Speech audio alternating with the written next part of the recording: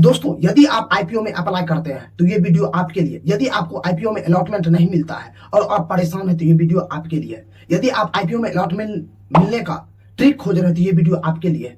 Total मैं इस video में आपको दोस्तों 7 ऐसे कारण बताने वाला हूं जो आपको अलॉटमेंट 100% तो नहीं, लेकिन आपका अलॉटमेंट का प्रोबेबिलिटी बहुत ज्यादा बढ़ने वाला है। ये आप ध्यान में रखिए दोस्तों। ये मैं सबसे पहले बात करूंगा इशू साइज के बारे में, उसके बाद यूपीआई से अप्लाई करना चाहिए या असवा से। दोस्तों, इसमें यूपीआई और असवा का भी मैटर मैं आपको आगे क्लियर कर दूंगा, और किस दिन और किस टाइम भी अप्लाई करना चाहिए ये भी मैं बात क्लियर करूंगा। और 4 नंबर, आपका एप्लीकेशन रिजेक्ट क्यों हो जाता है, यह होने का कारण क्या है, ये भी मैं बात करने वाला हूं। और आपके डीमैट अकाउंट में कौन सा बैंक जुड़ा होना चाहिए और किस प्रकार का बैंक जुड़ा होना चाहिए जो कि अप्लाई करने के लिए और अलॉटमेंट मिलने का आपका चांस ज्यादा हो सकता है। और एक पैन से कितने लॉट अप्लाई कर सकते हैं या किन किन ब्रोकर से आप अप्लाई कर सकते हैं। और लास्ट में बात करेंगे आप किस प्रकार अप्लाई करें, यानी कि 7वां नंबर बात करेंगे जिसमें आपका अलॉटमेंट मिलने का तरीका और प्रोबेबिलिटी ज्यादा हो। तो सबसे पहले दोस्तों इशू साइज के बारे में बात करते हैं। दोस्तों, आप पहले ये सोच लीजिए किसी भी आईपीओ का यदि जीएमपी 20% है, ये थोड़ा भी डिमांड है और फंडामेंटल सही है, यदि आप 100 से 400 या 500 इशू साइज है तो उसमें आपको ऐसे भी अलॉटमेंट नहीं मिलने वाला। यदि आप 20 लॉट अप्लाई कर सकते हैं तो आपको एक ना एक लॉट, देखिए दोस्तों, ये सिर्फ आपके किस्मत के भरोसा होता है, लेकिन प्रोबेबिलिटी भी यदि आप वैसा काम करता है तो आपको प्रोबेबिलिटी भी ज्यादा हो सकता है। तो यदि 100 से 400 इशू साइज का आईपीओ है तो उसमें ओवर सब्सक्रिप्शन बहुत ज्यादा होता है दोस्तों, तो उसमें आपको अलॉटमेंट ऐसे ही ना मिलेगा। यदि आप 500 से 800 इशू साइज के आईपीओ में अप्लाई करते हैं और उसका जीएमपी 20% से ऊपर है या 15% से ऊपर है तो उसमें आपको 4 से 10% तक अलॉटमेंट मिलने का चांस होता है।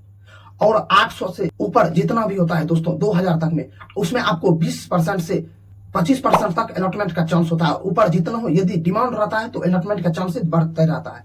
अब बात करते हैं दोस्तों, आपको यूपीआई के थ्रू इन्वेस्ट करना चाहिए या असवा के थ्रू, यानी कि अप्लाई करना चाहिए। दोस्तों, यदि आप नए इन्वेस्टर हैं तो आप यूपीआई के थ्रू ही इन्वेस्ट कीजिए, यानी कि अप्लाई कीजिए। कारण, और उसमें भी फोन पे, कारण यह है कि यूपीआई बहुत ज्यादा सिंपल है। आप यूपीआई कॉपी कीजिए, वहां पेस्ट कीजिए और अप्लाई कीजिए। मैंडेट मैसेज आएगा, आप वहां से पेमेंट कर दीजिए। और असवा में क्या होता है दोस्तों, आप लॉगिन आईडी पासवर्ड डालिए, उसके बाद बहुत सारे प्रॉब्लम फेस करना पड़ता है। यदि आप सिंपल चाहते हैं तो आप यूपीआई के थ्रू ही इन्वेस्ट कीजिए, यानी कि अप्लाई कीजिए, ताकि आपको प्रॉब्लम फेस ना करना पड़े और आपका एप्लीकेशन भी रिजेक्ट ना हो, ये सही तरीका हो। अब दोस्तों बात करते हैं तीसरा नंबर बात, किस दिन अप्लाई करना चाहिए। तो दोस्तों, आप यदि आप आईपीओ का डिमांड देख रहे हैं और हाई डिमांडिंग आईपीओ है तो आप सेकंड दिन अप्लाई कर दीजिए। यदि आप उसका डिमांड और सब्सक्रिप्शन देखना चाहते हैं तो सेकंड दिन, यदि आप उससे भी डिमांड देखना चाहते हैं तो आप लास्ट दिन यानी कि तीसरे दिन 10 से 12 बजे के बीच अप्लाई कर दीजिए, ताकि दोस्तों शाम होते ही आपको ये प्रॉब्लम फेस ना करना पड़े कि एप्लीकेशन ही इम्प्रूव नहीं हो पाया, एप्लीकेशन ही सक्सेसफुल नहीं हो पाया। ऐसा भी प्रॉब्लम होता है सर्वर डाउन होने के कारण, ये ऐसे भी बहुत सारे कारण हो जाता है। बैंक में मैंडेट यानी कि यूपीआई के थ्रू जो आप अप्लाई करते हैं वो आपका मैसेज ही नहीं आता है, इसलिए आप लास्ट में अप्लाई नहीं करें। आप 10 से 1 बजे के बीच अप्लाई कर दें। मैं 12 भी बोलने वाला था, लेकिन आप यदि आप क्यूआईबी का सब्सक्रिप्शन देखना चाहते हैं तो 1 बजे तक में ही आप तीसरा दिन ही अप्लाई कर दीजिए। अब दोस्तों बात करते हैं चौथा नंबर, आपका एप्लीकेशन रिजेक्ट क्यों हो जाता है।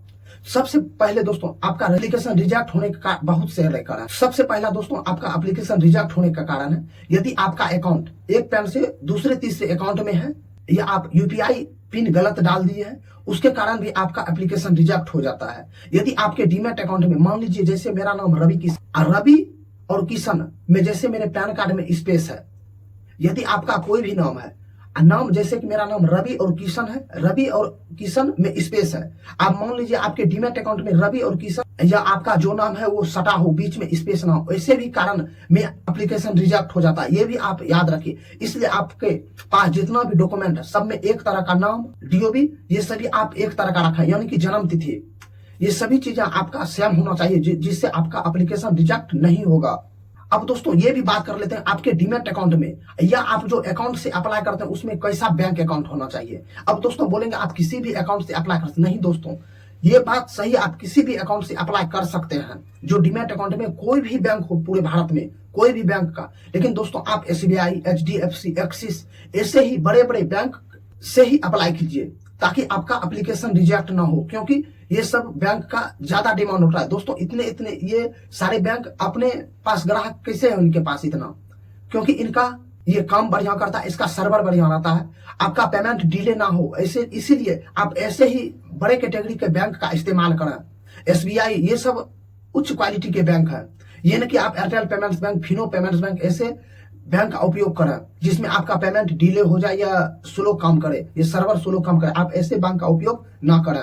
और दोस्तों एक पैन से आप कितने लॉट अप्लाई कर सकते हैं? दोस्तों यदि आपके पास एक पैन से 2-4 डीमैट अकाउंट है तो आप किसी एक ही डीमैट अकाउंट से अप्लाई कीजिए। जैसे कि मान लीजिए आपके पास एक पैन नंबर से यानी कि आपके नाम से 3 डीमैट अकाउंट है, एक ग्रो में, एक एंजल में, एक जीरोधा या अपर स्टॉक्स में। तो किसी दोस्तों आप एक ही ब्रोकर से अप्लाई कीजिए। यदि आप तीनों से अप्लाई करते हैं और सोचते हैं कि तीनों में अप्लाई मिल जाएगा तो आप याद रखिए आपका सबसे पहले एप्लीकेशन रिजेक्ट होने वाला है, क्योंकि तीनों में यानी कि सेम तीनों में एक पैन होगा। इसलिए आप अलग अलग पैन नंबर का इस्तेमाल करें अलग अलग डीमैट अकाउंट के लिए। जैसे कि आपके घर में मान लीजिए 5 परिवार है यानी 5 सदस्य, 5 का अलग अलग डीमैट अकाउंट खोले। यदि सभी का एज 18 ईयर से ज्यादा है तो आप अलग अलग डीमैट अकाउंट से अप्लाई कीजिए। लेकिन यह नहीं कि आप 3 अपना डीमैट अकाउंट खोलिए या 4 खोलिए उसी से अप्लाई कीजिए। ये सबसे पहले आपका भूल हो सकता है और सबसे पहले आपका एप्लीकेशन रिजेक्ट हो जाता है। ये सबसे बड़ा निगेटिव पॉइंट है, आप ये हमेशा ध्यान में रखिए। और 7वां नंबर जो बात करेंगे दोस्तों लास्ट में अप्लाई करने का तरीका जिसमें आपका